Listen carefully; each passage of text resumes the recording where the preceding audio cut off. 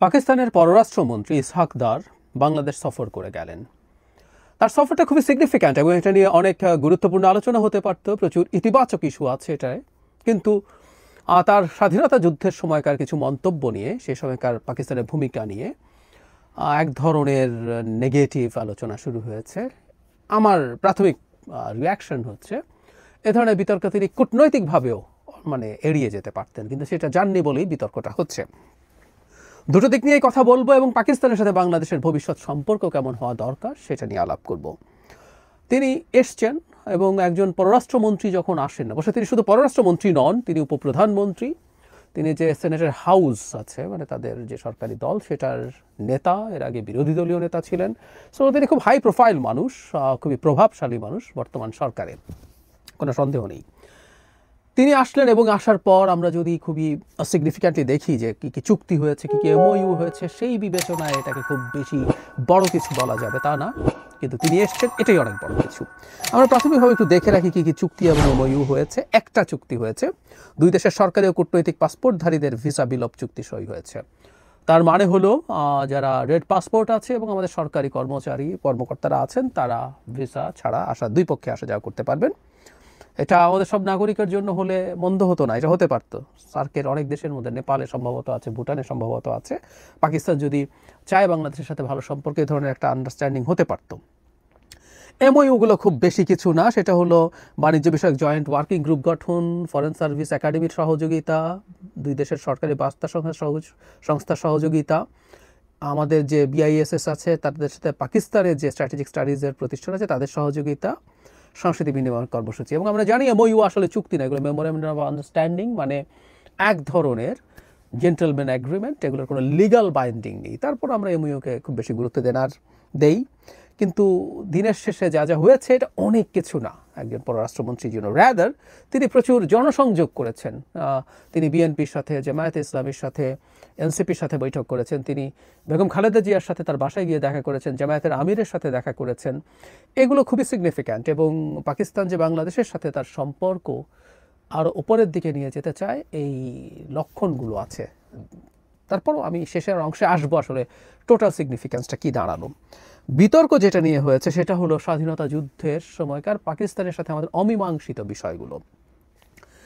একটা হচ্ছে পাকিস্তানের বাংলাদেশের কাছে ক্ষমা চাওয়া, অফিসিয়ালি আটকে পড়া পাকিস্তানিদের আলাপ এখনও আছে, যদি এই আলাপটা থাকা উচিত কিনা এটা নিয়ে আমি প্রশ্ন করতে চাই।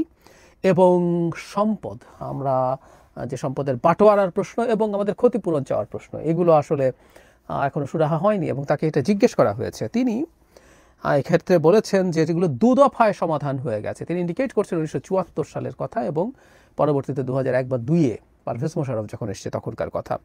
ঘাটাঘাটি করলে দেখা যায় বিশেষ করে 74-এ জুলফিকার আলী ভুট্টো বেশ খোলাসা করেই ক্ষমা চেয়েছেন, ক্ষমার কথা বলেছেন। আবার পারভেজ মোশাররফও একই ধরনের কথা খুব ডিরেক্টলি না বললেও বলেছেন। কিন্তু আমাদের যে দাবির জায়গাটা সেটা হচ্ছে আমরা এটার একটা অফিসিয়াল স্বীকারোক্তি, বিশেষ করে বাংলাদেশে যে গণহত্যা হয়েছে সেটার স্বীকারোক্তি নিয়ে সেটা নিয়ে তারা তারপর করবেন, এই ধরনের আলাপ আছে। যদিও পৃথিবীতে গণহত্যার স্বীকারোক্তি দেয়া বহু বহু বছর পরও প্রবলেমে আছে। একটা তথ্য আপনাদের জানাই, অনেকেই হয়তো জানেন, আর্মেনিয়ান গণহত্যা যে অটোমানদের হাতে, সেটা নিয়ে টার্কি এখনও নানা রকম আলাপ করে এবং তারা এটা স্বীকৃতি দেয় না, গণহত্যার স্বীকৃতি দেওয়া সোজা না। কিন্তু পাকিস্তান এটা স্বীকার করে ক্ষমা চাইবে সেটা আসলে তারা করতে চাইছে না, এটুকু বোঝা যায়। তারা ইনডিরেক্টলি সরি বলেছে কিন্তু অফিসিয়ালি বলেনি। আর অন্য ইস্যুগুলো আসলে সুরাহা হয়নি, কিন্তু একটা পর্যায়ে তিনি এমন একটা মন্তব্য করেছেন যেটা নিয়ে অনেক সমালোচনা হয়েছে। তিনি তাকে যেভাবে এসছে, তিনি আমাদের মন পরিষ্কার করতে বলেছেন, কথাটা ঠিক ডিরেক্টলি বলেননি। তিনি যা বলেছেন আমি এক্স্যাক্টলি যদি পড়ি, তিনি হচ্ছে পরিবারের মধ্যে, ভাইদের মধ্যে যখন এটা সমাধান হয়ে গেছে, এমনকি ইসলামও আমাদের বলেছে যে তোমাদের হৃদয় পরিষ্কার করো, সুতরাং চলুন আমরা সামনে এগিয়ে যাই, আমাদের একসঙ্গে কাজ করতে হবে, আমাদের ভবিষ্যৎ উজ্জ্বল। তিনি বলছেন, ইসলাম বলছে তোমাদের হৃদয় পরিষ্কার করো। এখন এটা ইসলাম বলছে, কাগজে কলমে এটা দুই পক্ষের প্রতি আরোপ করা যায়, কিন্তু তিনি যে কনটেক্সটে বলেছেন, তিনি আদতে আমাদেরকে হৃদয় পরিষ্কার করতে বলেছেন এবং আমাদের এই সব কিছু থেকে বেরিয়ে গিয়ে তারা মনে করেন যে এটা করে আমাদেরকেই পথ খুঁজতে হবে এবং আমাদের হৃদয় পরিষ্কার না, তাদের হৃদয় পরিষ্কার, কারণ তাদের ভাষ্যমতে, তার ভাষ্যমতে এগুলো সুরাহ হয়ে গেছে। বাংলাদেশের পররাষ্ট্র উপদেষ্টা জনাব তৌহিদ হোসেন রাইটলি এটা অ্যাগ্রি করেননি, তিনি মনে করেন এগুলো নিয়ে বিষয় হতে পারে। মানে আমি পাকিস্তানের পররাষ্ট্রমন্ত্রীর এই জিনিসটা ডিপ্লোম্যাটিকলি সামলাতে পারতেন, তিনি কিন্তু খুবই কঠোরভাবে রীতিমতো জবাব দিয়ে গেলেন, এটা না দিলেই পারতেন। কারণ বাংলাদেশের সাথে পাকিস্তানের সম্পর্ক এখন এমন একটা পর্যায়ে যাচ্ছে, সেই জায়গায় তিনি ব্যারিয়ার না তৈরি করাই ভালো ছিল। তিনি বলতে পারতেন যে এই ব্যাপারে তিনি দেশে গিয়ে কথা বলবেন, আলাপ হয়েছে, আমরা দেখছি, উল্লেখ করতে পারতেন যেগুলো আমরা চেয়েছি, কিন্তু তিনি অ্যাগ্রেসিভ ঢঙ্গে টাফ ভাষায় একরকম রিনাউন্স করেছেন যে পাকিস্তান আসলে এই ব্যাপারটা রিকনসিডার করতে প্রস্তুত না। কিন্তু এগুলো রিকনসিডার করা ছাড়া আসলে বাংলাদেশের সম্পর্ক কতটুকু ভালোর দিকে যাবে, এই প্রশ্নটা থেকেই যায়।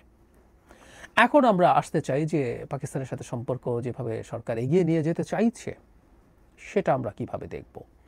আমরা খেয়াল করবো 5 আগস্ট পরবর্তী সময়ে পাকিস্তানের সাথে বাংলাদেশের সম্পর্কের স্বাভাবিকীকরণের চেষ্টা আছে। এটা স্বাভাবিকীকরণ বলছি, এটা স্বাভাবিক ছিল না। মানে শেখ হাসিনার সময়ে রাষ্ট্রীয়ভাবে তো বটে, সাংস্কৃতিকভাবে কেন আমাদের মনে হয় অনেকে মনে করতে পারি যে ডক্টর জাফর ইকবাল শিশুদেরকে বলছিলেন পাকিস্তান নাম মুখে নেওয়ার কারণে টুথপেস্ট দিয়ে দাঁত ব্রাশ করে ফেলতে হবে।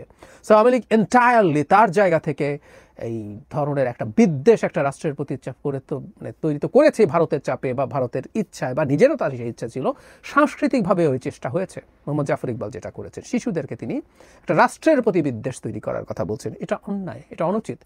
বাংলাদেশের সাথে পাকিস্তান যে পরিমাণ লড়াই করেছে, জনাব জাফর ইকবালদের জানার কথা, যে পরিমাণ ক্ষয়ক্ষতি বাংলাদেশের করেছে, তার চাইতে আমেরিকা নিজে সরাসরি যুদ্ধ করে ভিয়েতনামে তার চেয়ে অনেক বেশি করেছে। জাপানে তো করেছেই, সেখানে রীতিমতো অ্যাটম বোমা মারা হয়েছে। সেই দেশগুলোর সাথে ভিয়েতনামের সাথে আমেরিকার সম্পর্ক বা জাপানের সাথে আমেরিকার সম্পর্ক কেমন, এবং ভিয়েতনামে গিয়ে আমেরিকা হাত পা ধরে মাফও চায় নাই, জাপানে গিয়ে মাফও চায় নাই, যে সম্পর্ক স্বাভাবিক করা যাবে না। সুতরাং আন্তর্জাতিক রাজনীতি, আন্তর্জাতিক অবস্থা ভিন্ন।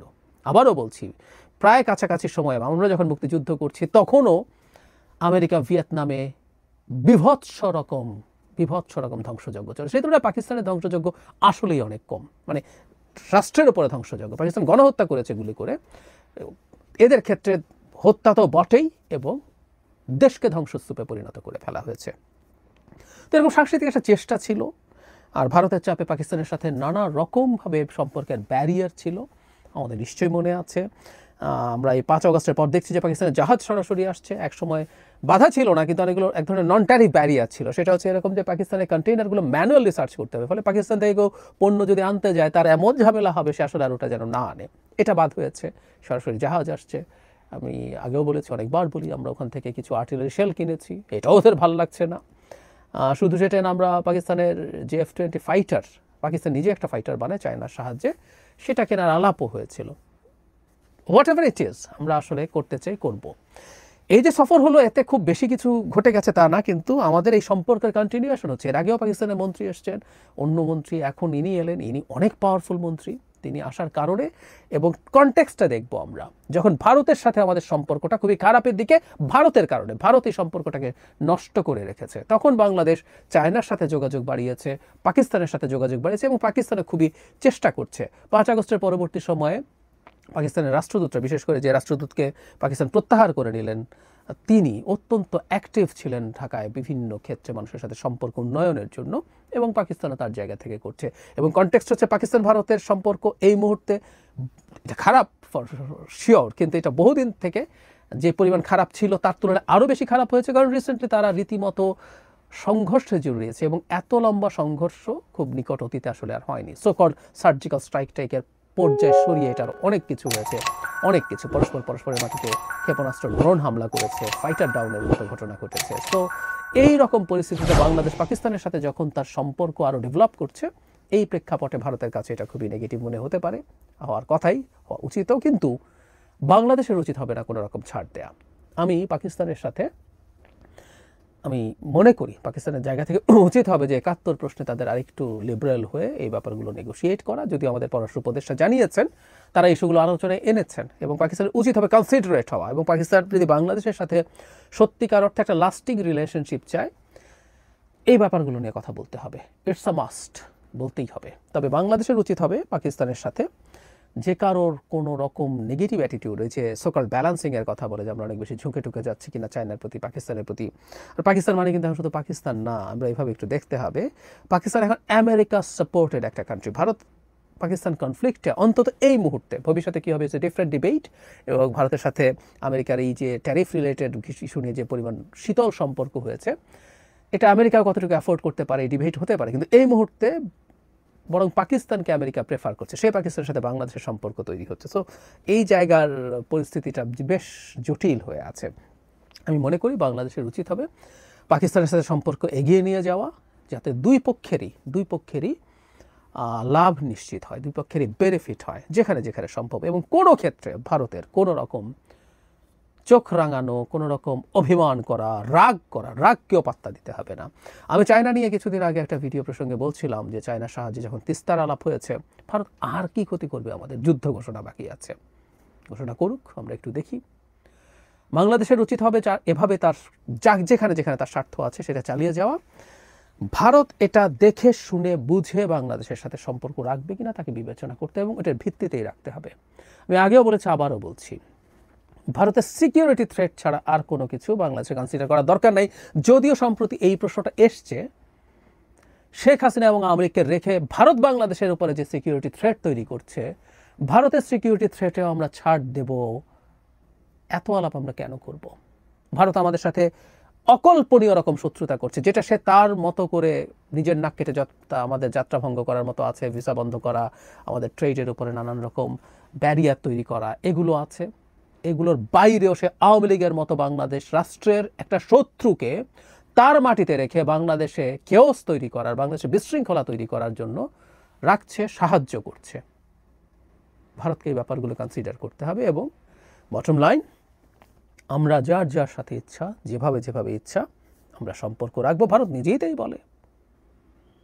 তাই বলে।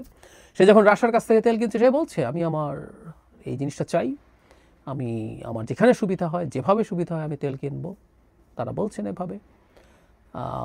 আমেরিকার অতি মিত্র হলেও সে আমেরিকার কথা শোনে নাই। আমরাও একইভাবে কথা বলবো। অবশ্য পাল্টা কেউ বলেন যে শক্তির প্রশ্ন আছে, কথা ভুল না, শক্তির উপরে ডিপেন্ড করে আসলে কার কথাকে কতটুকু অন্য দেশকে মানাতে পারবে।